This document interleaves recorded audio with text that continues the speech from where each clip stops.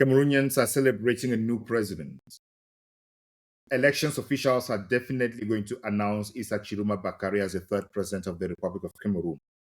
By bedtime yesterday, data analysts told us that the data that Tchiroma had accumulated 668,472 votes as opposed to Paul Biya's 160,312 votes. As at now, data shows Tchiroma has accumulated 1,477,874 votes, while his next challenger, Paul Biya, comes in with a distant 524,747 votes. The margin between the two is already beyond 50%, and Paul Biya doesn't seem to be catching up.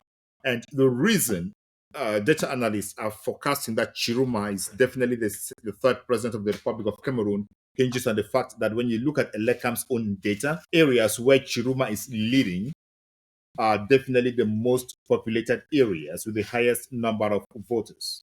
For example, the Central region has 1,471,272 voters, while the Littoral has 1,326,839 voters.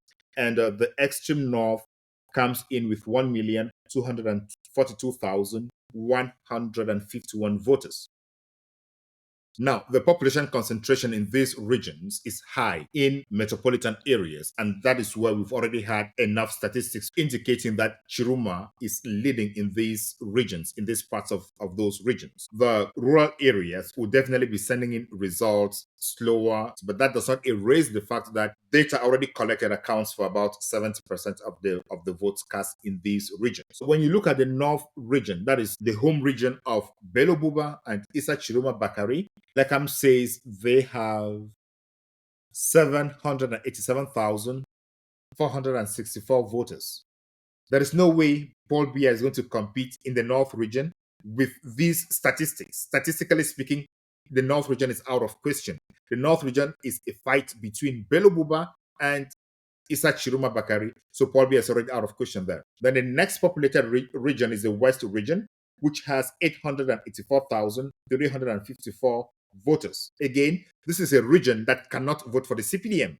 This is Maurice Kamto's home region, his bastion, and that is where his largest support is. And all his militants, he said 99.9% of his militants voted for Issa Tchiroma Bakary, so there is no way Paul Biya can compete here. Chiroma's victory again is not in doubt because yesterday, after the vote, Cabral Libi said from the results he's receiving, he's a distant third on most of those results and second at some level. Even though today he came out with a press release withdrawing that statement, but it's common of Cabral Libi. He made the same declaration in 2018 where he said an opposition leader won, but he withdrew that statement. So the first instinct in Cabral is to say what he is saying when he thinks he's getting closer to the results, and the second instinct is to withdraw. Whatever forces guide him during the withdrawal are left to be known.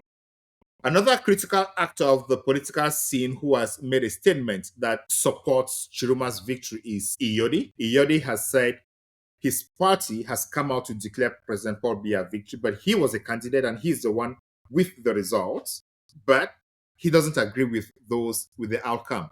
This indicates also that the candidate is moving towards Chiroma's victory. As it happens in other democracies, the United States, Germany, UK, it's incumbent on the opposition leaders because as of now, they know what we know.